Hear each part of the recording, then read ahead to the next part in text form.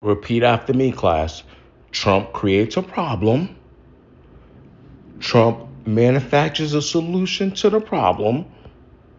And Trump takes credit for solving a problem that shouldn't have existed in the first place. See, the way a lot of news media is reporting this, and it's really sad, and the way that Trump's administration is flipping this whole thing really bogs my mind and bothers me because I know that the general public, especially his supporters, will just see this in one way. Let me tell you the way they see it and what it really is.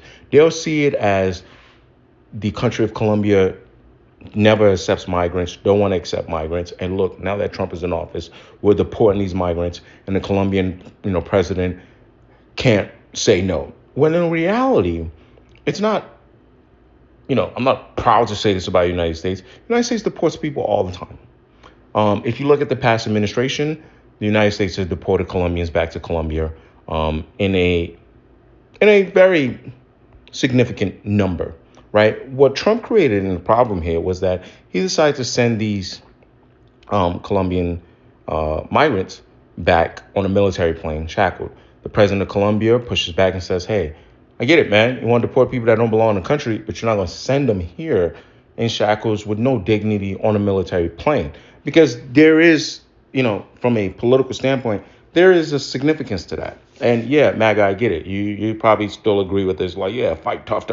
But it's people get deported all the time on regular planes, So now this thing goes on social media. There's no briefing. This is just Donald Trump goes on his tirade on social media, announces a bunch of tariffs. The president of Colombia announced a bunch of tariffs as well in retaliation. It's just an unnecessary solution to a problem that shouldn't have existed. You could have deported people in the same way that America's always deported people, right? So then, eventually, the president of Colombia, I guess, makes his decision and goes, all right, this is useless. I'm getting in the ring with Mick Foley in a hardcore match. Unnecessary to be going back and forth when he's meant for this. And then plane's going to land, ETC. I'm not sure if there were any concessions made about the shackles or whatever the case might be. But my point is, it's sad, not only because of the people that we're talking about. These are still human beings, right? These are still human beings that are being used as a pawn for this guy's game.